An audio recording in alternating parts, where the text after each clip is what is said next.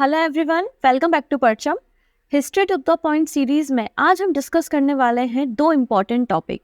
कौन कौन से टॉपिक आज हम डिस्कस करेंगे? पहले हम बात करेंगे क्रिप्स मिशन के बारे में, क्या इसमें बातें कही गई थी, क्यों इसका अपोज किया गया और क्रिप्स मिशन के अपोजिशन में क्विट इंडिया मूवमेंट की शुरुआत हुई। तो कई सारे क्वेश्चन इन दोनों टॉपिक से रिसेंटली एग्जाम्स में देखे गए हैं, तो इसलिए मैंने PYQs को भी यहाँ पे इंक्लूड किया जिससे आपको पता चल सके इन दोनों टॉपिक से हम कैसे क्वेश्चंस पढ़ते हैं।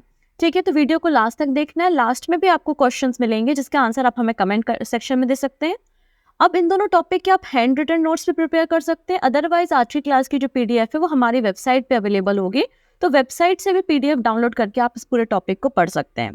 ठीक है, सेकेंड लास्ट टॉपिक है। इसके बाद बस एक और टॉपिक हम मॉडर्न हिस्ट्री में पढ़ने वाले हैं, which is cabinet mission and Mountbatten plan. उसके बाद हम मीडिएवल हिस्ट्री को टू द पॉइंट स्टार्ट करेंगे। इसके पहले के अगर वीडियो आपने नहीं देखे हैं मॉडर्न हिस्ट्री के, तो सेपरेट प्लेलिस्ट बना दी गई है, आप जाके टू द पॉइंट सीरीज में ये सारे हिस्ट्री के टॉपिक पढ़ सकते हैं। ठीक है, हमेशा बच्चे कमेंट करते हैं और किससे पढ़ें, क्या पढ़ें, तो बेटा अगर आप लोग इस पूरी सीरीज को देख रहे हैं, पूरी मॉडर्न हिस्ट्री आपने बिगनिंग से अभी एंड तक पढ़ी है, टू द पॉइंट सीरीज, और हमारे जो डिटेल कोर्स है वो भी अगर आपने पढ़े हैं यूट्यूब पर ही अवेलेबल है, अलग से उसकी भी प्लेलिस्ट है, तो आपको कुछ और कहीं और से पढ़ने की आवश्यकता नहीं पड़ेगी, किसी भी बुक को फॉलो करने की जरूरत नहीं। बस आप पिछले 5 साल के अलग अलग एग्जाम के क्वेश्चन देख लीजिए, इन पर्टिकुलर टॉपिक से कौन से आए हैं, आपको पूरा टॉपिक रेडी है, आपको किसी और बुक की रिक्वायरमेंट अब नहीं पड़ने वाली है। तो आपको करना क्या क्या है, अगर आपके पास टाइम बहुत कम है, पेपर बहुत नजदीक है, तो आप क्या कीजिएगा, आप ये टू द पॉइंट जो सीरीज है ना, इसको पढ़ लो, तो जिससे 5 साल के जो क्वेश्चन है वो भी आपके यहाँ पे कवर हो गए, राइट। अगर आपके पास थोड़ा और ज़्यादा टाइम है तो टू द पॉइंट सीरीज़ के अलावा जो गवर्नर जनरल ऑफ इंडिया की सीरीज़ है, इंपॉर्टेंट पर्सन और उनकी बायोग्राफी कवर की हुई है, वो भी आप पढ़ लो कि कई बार किस लीडर ने कौन सा स्लोगन दिया है, कौन से समाचार पत्र को या न्यूज़पेपर को पब्लिश किया है, कौन सी पार्टी का फॉर्मेशन किया है, एटसेट्रा, वो क्वेश्चंस भी बनते ही हैं एग्जाम में। तो इन दोनों सीरीज़ को अगर आपने कंप्लीट कर लिया है तो आपका ये मॉडर्न हिस्ट्री कंप्लीट हो जाएगा। क्लियर है? तो सबसे पहले हम बात करेंगे क्रिप्स मिशन की, लेकिन हम शुरुआत करेंगे PYQ के साथ। आइए देखते हैं कुछ क्वेश्चंस।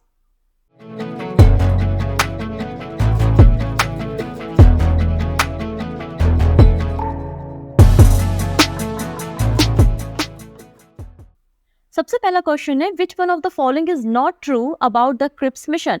क्रिप्स मिशन के बारे में इनमें से कौन सा स्टेटमेंट सही नहीं है? तो पहले तो आपको पता होना चाहिए कि क्रिप्स मिशन में कंडीशंस क्या क्या थी, तभी तो आप इनका आंसर कर पाएंगे। तो यहाँ पे बोला है any province could remain outside the Indian union. Indian union के बाहर कोई भी अगर प्रोविंस या प्रिंसली स्टेट चाहे तो वो रह सकता है। The formation of new executive council with equal representation for both Hindu and Muslim. इसमें कहा गया था कि एग्जीक्यूटिव काउंसिल बनाई जाएगी जिसमें इक्वल रिप्रेजेंटेशन होगा मुसलमानों का और हिंदू का।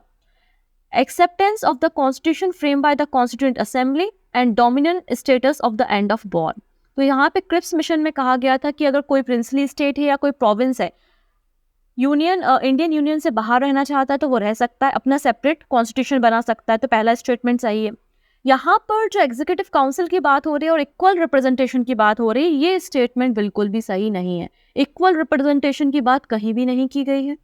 हाँ, ये बात कही गई है कि कॉन्स्टिट्यूएंट असेंबली का जो भी कॉन्स्टिट्यूशन होगा वो हम अडॉप्ट करेंगे। और वॉर, क्योंकि यहाँ पे जो समय चल रहा है वो सेकेंड वर्ल्ड वॉर का है। ये समय कौन सा चल रहा है? सेकेंड वर्ल्ड वॉर का है। और सेकेंड वर्ल्ड वॉर के बाद यहाँ पे भारत को एक डोमिनियन स्टेटस प्रोवाइड किया जाएगा। तो ये बातें कही गई थी, तो सेकेंड स्टेटमेंट यहाँ पे गलत हो जाएगा। जिनको नहीं पता, घबराने की जरूरत नहीं, वीडियो को आप देखिए, क्रिप्स मिशन की सारी कंडीशंस में अभी आपको आगे बताने वाली हूँ। नेक्स्ट है, क्रिप्स मिशन को कब लाया गया था भारत में? तो 1942 में आया था। कब आया था? 1942 में आया था। और जब ये मिशन फेल हो गया था उसके बाद 1942 में ही क्विट इंडिया मूवमेंट, मतलब भारत छोड़ो आंदोलन की शुरुआत की गई थी। तो ऑप्शन सी करेक्ट है। नेक्स्ट है, किसने क्रिप्स मिशन को पोस्ट डेटेड चेक कहा है? पोस्ट डेटेड चेक मतलब ऐसा चेक जिसकी डेट गुजर चुकी है, अभी पुरानी बातें हो गई है। तो ये बात कही है महात्मा गांधी जी ने, क्योंकि यहाँ पे कांग्रेस के लीडर का कहना था कि हम बहुत पहले की बात है कि जब हम डोमिनेंट स्टेटस के बारे में बात करते थे, आज तो हम कंप्लीट इंडिपेंडेंस के बारे में बात करते हैं। तो ये तो बहुत पुरानी बात हो गई जो आप अब आके 1942 में कर रहे हो। इसलिए पोस्ट डेटेड चेक इसे किसने कहा है? महात्मा गांधी जी के द्वारा इसे पोस्ट डेटेड चेक कहा है। किसे? क्रिप्स मिशन को। नेक्स्ट है, who of the following prime minister send Cripps mission to India, इनमें से किसने क्रिप्स मिशन को भारत भेजा था? तो उस समय प्राइम मिनिस्टर जो ब्रिटेन के थे वो थे Winston Churchill. Option A is the right answer, option A is the right answer. Next है who among the following were official Congress negotiator with Cripps mission, तो क्रिप्स मिशन के साथ ऑफिशियल नेगोशिएट करने के लिए, मोल भाव करने के लिए कांग्रेस के ऑफिशियल लीडर किसे बनाया गया था? तो यहाँ पे हो जाएंगे Pandit Jawaharlal Nehru and Maulana Azad. Option B बिल्कुल करेक्ट हो जाएगा। ठीक है, नेक्स्ट बात करेंगे who among the following called the movement of Gandhi ji as a political blackmail, तो किस गवर्नर ने कहा था, किस वायसराय ने कहा था कि गांधी जी की जो मूवमेंट है वो पॉलिटिकल ब्लैकमेल करने के काम करते हैं? तो आंसर हो जाएगा यहाँ पे लिनलिथगो। जब क्विट इंडिया मूवमेंट चल रहा था, जब भारत छोड़ो आंदोलन चल रहा था, तब हमारे देश का जो वायसराय था, जो गवर्नर था, वो लिनलिथगो ही था। ऑप्शन भी बिल्कुल करेक्ट हो जाएगा। डन। नेक्स्ट है consider the following statement the Cripps proposal include the provision for, Cripps में कौन से प्रोविजन इंक्लूड थे? पहला है फुल इंडिपेंडेंस फॉर इंडिया, बिल्कुल भी नहीं, ये तो बात इन्होंने कही ही नहीं क्योंकि भारत को आजाद करना चाहते ही नहीं थे। दूसरा है creation of constitution making body, हाँ ये बात जरूर कही थी कि भारत का संविधान बनाने के लिए हम कॉन्स्टिट्यूट असेंबली बनाएंगे, कॉन्स्टिट्यूशन बॉडी बनाएंगे जो भारत का संविधान रेडी कर सके, तो ये बात कही थी। तो दूसरा स्टेटमेंट सही है, पहला स्टेटमेंट तो बिल्कुल ही गलत है। अगर पहला स्टेटमेंट होता तो क्रिप्स मिशन का अपोजिशन हो ही नहीं रहा था, क्योंकि हमारे जो लीडर है वो तो इंडिपेंडेंट इंडिया की ही बातें कर रहे थे। ठीक है, ठीक है, चलो अब हम क्रिप्स मिशन के बारे में थोड़ा सा थ्योरी पढ़ लेते हैं। तो देखिएगा हुआ क्या था, यहाँ पे बैकग्राउंड में कुछ ना कुछ ऐसे इवेंट चल रहे होंगे जिसके कारण क्रिप्स मिशन भारत आया होगा। क्या वो कंडीशंस थी वो हम यहाँ पे समझने की कोशिश करते हैं। सबसे पहली बात तो क्रिप्स मिशन को मार्च 1942 में ब्रिटेन के गवर्नमेंट के द्वारा भारत में क्रिप्स मिशन को भेजा गया था और ये समय था सेकेंड वर्ल्ड वॉर का। और इस मिशन को, क्रिप्स मिशन को हेड कर रहे थे सर रिचर्ड स्टैफोर्ड क्रिप्स। अच्छा, ये जो सर रिचर्ड स्टैफोर्ड क्रिप्स है ये लेबर पार्टी के मिनिस्टर हैं और एक लिबरल नेता थे, लिबरल मिनिस्टर थे। और उस समय जो ब्रिटेन के प्राइम मिनिस्टर थे वो विंस्टन चर्चिल थे। तो यहाँ पे क्रिप्स मिशन को भारत में भेजा गया। क्यों भेजा गया वो भी हम कंडीशन यहाँ पे समझते हैं। तो पहला रीजन था जापान, जापान से डर। तो यहाँ पे सेकेंड वर्ल्ड वॉर चल रही थी और जापान और ब्रिटिशर्स दोनों अलग अलग ग्रुप में थे। तो यहाँ पर जापान जो है बिल्कुल बॉर्डर तक आ चुकी थी, बर्मा की बॉर्डर तक आ चुकी थी लड़ाई करते करते। तो यहाँ पे एक डर था कि अगर इंडियन का सपोर्ट हमें सेकेंड वर्ल्ड वॉर में नहीं मिलेगा तो हम वॉर हार जाएंगे और जापान जो है वो इंडिया पे इन्वेड कर लेगा, राइट। तो यहाँ पे एक डर ब्रिटिशर्स को था कि सेकेंड वर्ल्ड वॉर में हमें भारत के लोगों का सपोर्ट बहुत ज्यादा जरूरी है। अच्छा, जब सेकेंड वर्ल्ड वॉर शुरू हुई थी ना 1939 में, तो उस समय जो हमारा गवर्नर था ना, वायसराय, वो लॉर्ड लिनलिथगो था और उसने बिना किसी पॉलिटिकल लीडर से कंसल्ट किए बिना अनाउंस कर दिया कि भारत का जो लोग हैं या भारत की जो आर्मी है ना, ब्रिटिश आर्मी, वो हमारे साथ है और वो सेकेंड वर्ल्ड वॉर में हमारे साथ ही फाइट करेगी। और आपने किसी भी पॉलिटिकल पार्टी से, किसी भी लीडर से कंसल्ट करना भी जरूरी नहीं समझा और भारत को सेकेंड वर्ल्ड वॉर में डाल दिया। किसने? आपके वायसराय लॉर्ड लिनलिथगो ने। तो जिसके बाद कई सारे जो पॉलिटिकल लीडर्स थे, सेवन प्रोविंशियल गवर्नमेंट के जो लीडर्स थे उन्होंने रिजाइन कर दिया और मुस्लिम लीग ने इस दिन को डिलीवरेंस डे के रूप में सेलिब्रेट किया। तो डिलीवरेंस डे का रूप में हमने इसे सेलिब्रेट किया था कब? जब लिनलिथगो ने बिना किसी से कंसल्ट किए सेकेंड वर्ल्ड वॉर में भारत को डाल दिया था। ठीक है, इतनी चीजें। तो इससे भारत के लोग तो नाराज होंगे ही, ऑब्वियस सी बात है। तो भारत में भी प्रेशर था ब्रिटिशर्स से भारत का भी प्रेशर था, जापान का अटैक का भी प्रेशर था, ऊपर से जो इनकी अलाइड पावर थी, मतलब यूएसए, सोवियत यूनियन और चाइना, ये सभी लोग भी ब्रिटेन पे प्रेशर डाल रहे थे कि आप किसी भी तरह से भारत के लोगों को अपने फेवर में करो। इस पूरे बैटल में, इस पूरी वॉर में हमें भारत के लोगों का सपोर्ट बहुत ज्यादा जरूरी है, जिसके कारण, इस पूरे प्रेशर के कारण यहाँ पे ब्रिटेन ने क्रिप्स मिशन को भारत में भेजा था। और क्रिप्स मिशन जो है वो भारत आता है 22 मार्च और कब वापस जाता है? 12 अप्रैल 1942 में ये वापस चला जाता है। तो मार्च में आता है और अप्रैल में चला जाता है 1942 में। क्लियर? तो क्रिप्स मिशन क्यों भेजा गया था ये बात आपको समझ में आई है, क्योंकि ये लोग चाहते थे, मतलब ब्रिटिशर्स चाहते थे कि भारतीय जो लोग हैं वो हमारा सपोर्ट करें। तो इसलिए क्रिप्स में इन्होंने प्रपोजल रखा कि ये जो वर्ल्ड वॉर सेकेंड जैसे ही खत्म होगी ना, तो हम क्या करेंगे, तो हम पहली चीज तो ये करेंगे, एक कॉन्स्टिट्यूंट बॉडी बनाएंगे जो कि भारत के संविधान को बनाने का काम करेगी। ठीक है, the constituent assembly would be form a frame a new constitution for the country and इस असेंबली के जो मेंबर होंगे वो प्रोविंशियल असेंबली से चुने जाएंगे और प्रिंसली स्टेट से भी नॉमिनेट होंगे, ये बात कही गई। इसमें कहा गया कि जो सेकेंड वर्ल्ड वॉर जैसे ही खत्म होती है तो भारत को हम डोमिनेंट स्टेटस प्रोवाइड कर देंगे, ये बात यहाँ पे कही गई। साथ ही साथ भारत को लिबर्टी देंगे, भारत को फ्रीडम देंगे। अगर वो किसी भी कॉमनवेल्थ या किसी इंटरनेशनल ऑर्गेनाइजेशन के साथ जुड़ना चाहता है तो बिल्कुल जुड़ सकता है, जैसे कि यूनाइटेड नेशन वगैरह के साथ। लेकिन जो डिफेंस का सेक्टर है, डिफेंस का कंट्रोल कौन करेगा? ब्रिटिश कंट्रोल करेगी भारत के डिफेंस को, ये बात कही गई। और गवर्नर जनरल के लिए भी कुछ पावर को प्रिजर्व रखा गया। ये प्रपोजल क्रिप्स मिशन में भेजा गया था। और क्या कहा गया? इसके अलावा कहा गया कि हम एक जो असेंबली बना रहे हैं जो कि भारत का संविधान बनाएगी, हम इस संविधान को उसी कंडीशन पे एक्सेप्ट करेंगे कि यहाँ पे जो हमारे प्रोविंशियल गवर्नमेंट है या प्रिंसली स्टेट है उनको फ्रीडम दी जाए, और उनको अगर शामिल होना है भारत में तो शामिल हो सकते हैं, नहीं तो अपना इंडिपेंडेंट रह सकते हैं और एक सेपरेट कॉन्स्टिट्यूशन बना सकते हैं।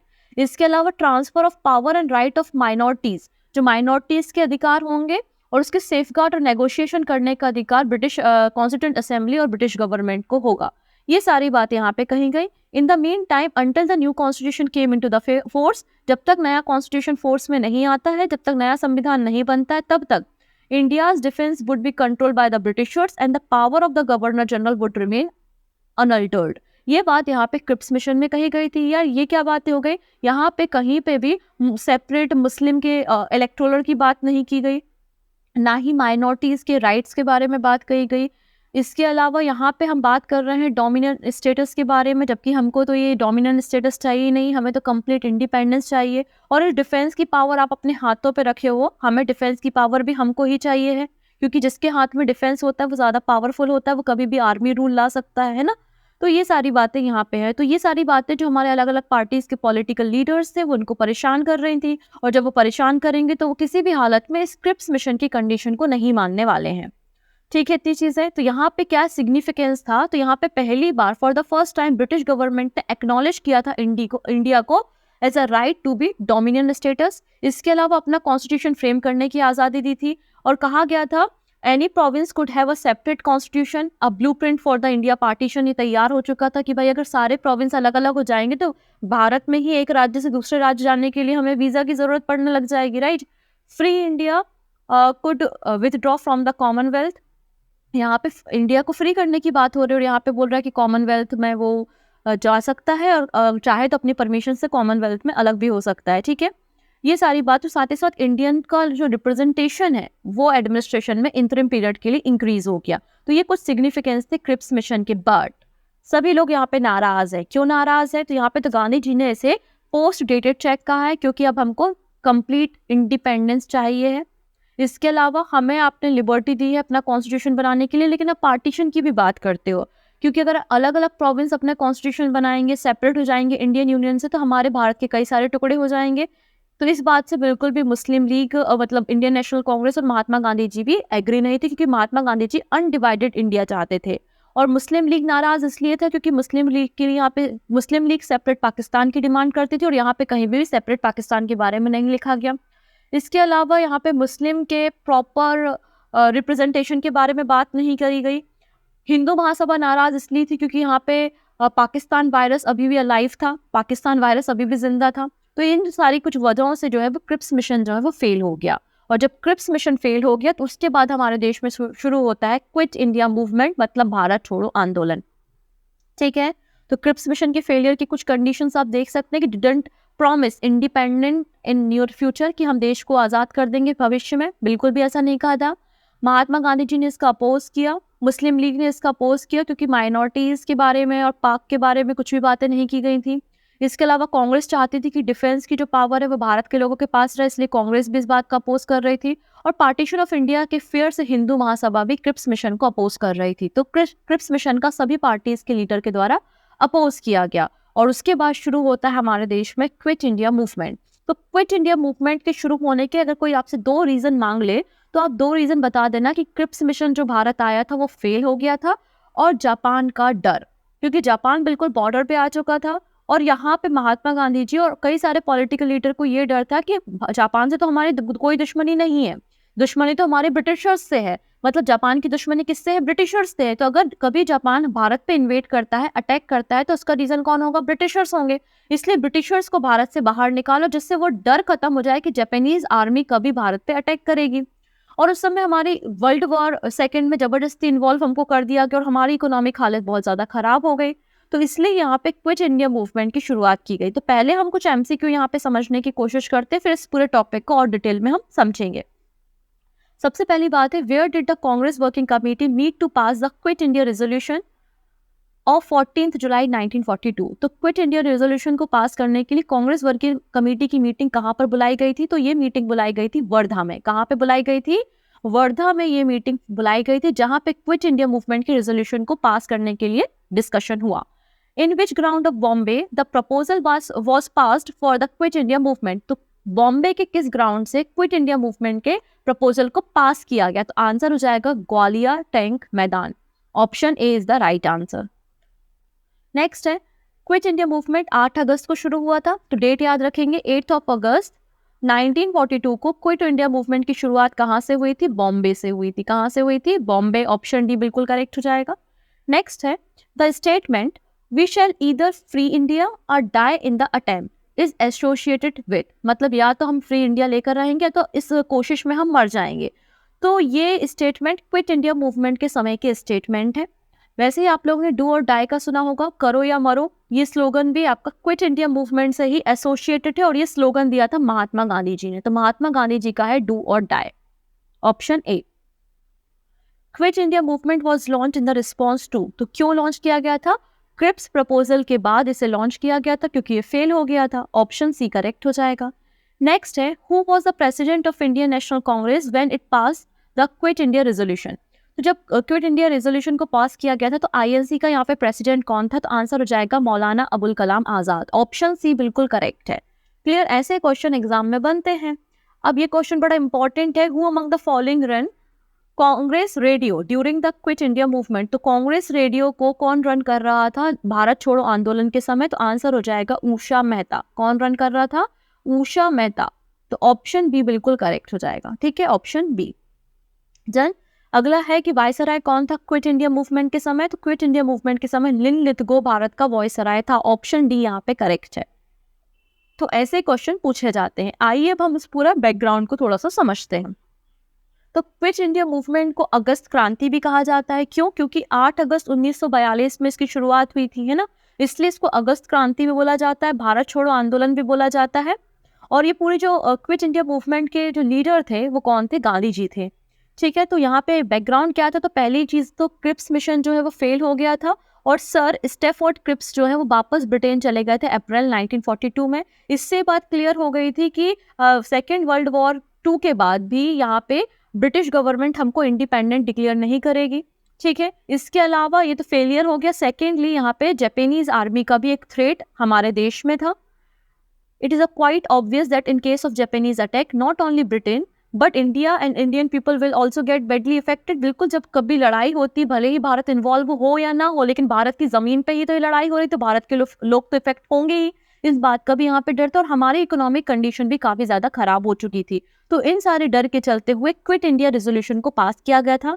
Gandhi ji himself felt that presence of British government in India is an open invitation to Japan. British government जब तक भारत में है तो ये ओपन इन्विटेशन है जापान के लिए कि वो आ जाएगा भारत में और इन्वेट कर देगा। अगर जर्मनी जापान जैसी सेना आके हमारे ऊपर इन्वेट कर दे तो कोई मतलब नहीं है हमारी आज़ादी का। एक से छुटकारा पाया, दूसरे ने आके हम पे इन्वेट कर लिया और रूल करने लगे। इसलिए जुलाई 1942 में जब कांग्रेस वर्किंग कमेटी की मीटिंग हो रही थी वर्धा में, तो यहाँ पे क्विट इंडिया रेजोल्यूशन को पास किया गया। ठीक है, जिसे हम वर्धा रेजोल्यूशन भी कहते हैं और बाद में से हमने क्विट इंडिया रेजोल्यूशन कहा है। ठीक है, quit India resolution, Indian National Congress decided to initiate a mass movement under the leadership of Gandhi. यहाँ पे आईएनसी ने सोचा कि बहुत बड़ा मास मूवमेंट शुरू करते जिसमें सारे क्लासेस के लोग इन्वॉल्व हो, वीमेंस, जमींदार, पीजेंट, है ना, सभी लोग यहाँ पे इन्वॉल्व हो और एक मास मूवमेंट की शुरुआत करते हैं। क्लियर इतनी चीजें? तो चलिए आगे बात कर लेते हैं। लेकिन कुछ ऐसे लीडर भी थे जो कि ये क्विट इंडिया मूवमेंट के खिलाफ थे।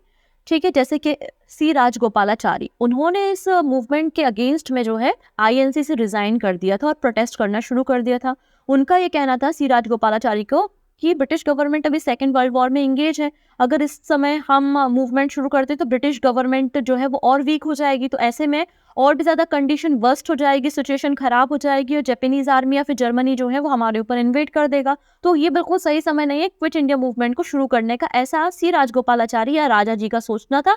इसलिए उन्होंने इस समय जो है वो आईएनसी से रिजाइन कर दिया था। तो इस बात को भी याद रखना है कि क्विट इंडिया मूवमेंट के समय किसने आईएनसी से रिजाइन किया, तो सी राजगोपालाचारी के द्वारा यहाँ पे रिजाइन किया गया था। आइए हम तो आगे बातें करते हैं, रिजाइन करने वाले रिजाइन कर गए। तो 8 अगस्त 1942 को महात्मा गांधी जी के द्वारा ब्रिटिश रूल को एंड करने के लिए भारत में क्विट इंडिया मूवमेंट की शुरुआत की in the all India Congress committee in Mumbai.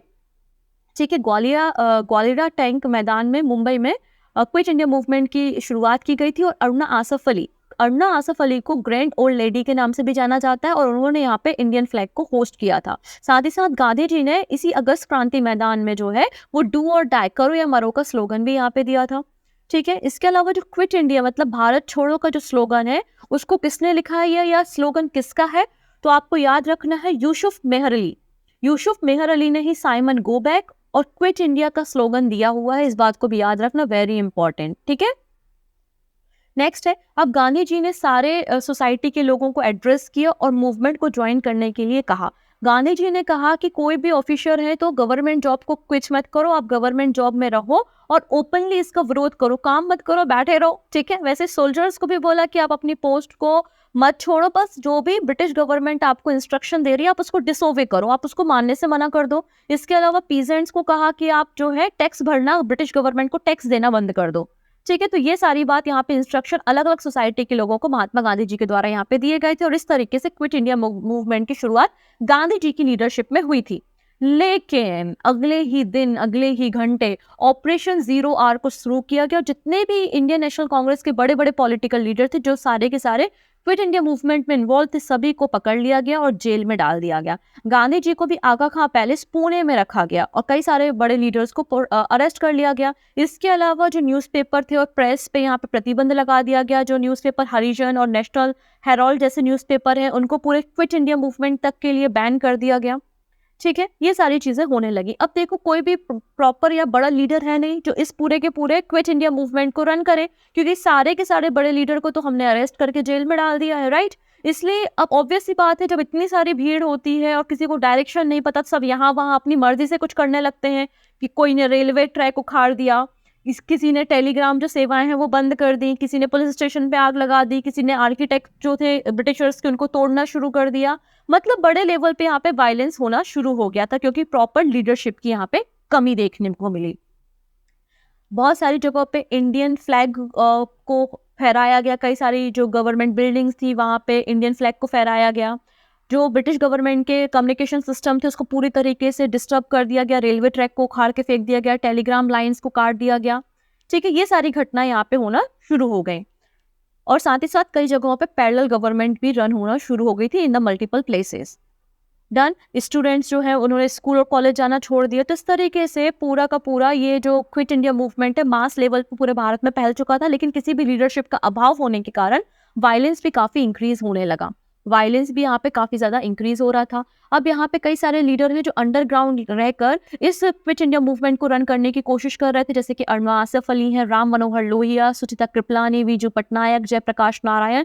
ये वो लीडर है जो कि अंडरग्राउंड रहते हुए भी थोड़ा बहुत इस मूवमेंट को रन कर रहे थे। इसके अलावा आप देखेंगे कांग्रेस रेडियो ब्रॉडकास्ट, तो ये ब्रॉडकास्ट कौन कर रही थी? उषा बेन कर रही थी। उषा बेन जो है वो कांग्रेस रेडियो ब्रॉडकास्ट को मैनेज कर रही थी विद द हेल्प ऑफ ननका मोटवानी। और ननका मोटवानी जो थी वो Chicago radio station at America की ओनर थी। तो इस तरीके से अंडरग्राउंड रहते हुए रेडियो भी रन हो रहा था। ठीक है, अब गांधी जी को जेल में डाल दिया तो गांधी जी ने फेब 1943 में स्टार्ट कर दिया 21 डे का फास्ट, 21 दिनों की फास्टिंग पे पहुंच गए। और जैसे ही ये बात मार्केट में आई, मतलब market in the sense public के बीच में आई कि महात्मा गांधी जो है वो फास्ट पे बैठे हुए हैं, वो खाना पीना छोड़ दिए, तो लोग और गुस्सा हो गए और वायलेंस और भी ज्यादा इंक्रीज हो गया। तो इसलिए ब्रिटिश गवर्नमेंट ने गांधी जी को कहा कि आपके इस फास्टिंग के कारण जो है वो क्या हो रहा है, वायलेंस बहुत ज्यादा बढ़ रहा है, इसलिए आप इस फास्ट को छोड़ दो। तो महात्मा गांधी जी ने कहा फास्ट में तो मैं नहीं छोड़ूंगा, ये जो वायलेंस है ये मेरे कारण नहीं हो रहा है, आप लोग ने इतने साल, मतलब ब्रिटिश गवर्नमेंट ने इतने साल जो भारतीयों को परेशान किया, ये उसका ही रिजल्ट है। ये बात गांधी जी के द्वारा यहाँ पे कही गई थी। ठीक है ना। तो यहाँ पे गांधी जी की कंडीशन काफ़ी ख़राब होने लगी थी, इसलिए कई सारे अपील आए। यहाँ पे कुछ लोगों ने मेल बॉक्स में गवर्नमेंट से रिक्वेस्ट की गांधी जी को जेल से बाहर निकाल दो। तो फाइनली 6 मई 1944 को गांधी जी को रिलीज़ कर दिया गया था ऑन द मेडिकल ग्राउंड। और गांधी जी के जेल से आते हुए ये जो मूवमेंट है ये काफ़ी वीक हो गया था। और उसके बाद फाइनली 1945 में जून में आता है बेबल प्लान, और इसके बाद क्विट इंडिया मूवमेंट जो है वो खत्म हो जाता है। क्लियर हुआ इतनी चीज़ें? तो ये सारी बातें थी क्रिप्स मिशन और क्विट इंडिया मूवमेंट के बारे में। सारे इंपॉर्टेंट पॉइंट मैंने या तो एमसीक्यू के जरिए या थ्योरी के जरिए आपको कवर करा दिए हैं, जो भी एग्जाम में क्वेश्चन पूछे जा सकते हैं इस पर्टिकुलर टॉपिक से। जाते जाते आप 2 क्वेश्चंस के आंसर हमें कमेंट करके दीजिएगा कि डू और डाई का स्लोगन क्विट इंडिया मूवमेंट के समय किसने दिया था? जवाहरलाल नेहरू, सरदार पटेल, BR अम्बेडकर या फिर महात्मा गांधी। नेक्स्ट है क्विट इंडिया मूवमेंट के समय भारत का वायसराय कौन था? माउंटबेटन, बेविल, लिटन या लिन लिथगो। इन दोनों क्वेश्चंस के आंसर आप हमें कमेंट में प्रोवाइड करेंगे, सही आंसर भी मैं आपको वहीं पर दे दूंगी। आई होप आप लोगों को सेशन अच्छा लगा होगा। सेशन अच्छा लगा है तो अपने फ्रेंड्स के साथ शेयर करेंगे और जुड़े रहेंगे परचम क्लासेस के साथ मोर अपडेट के लिए। Thank you and take care, bye bye.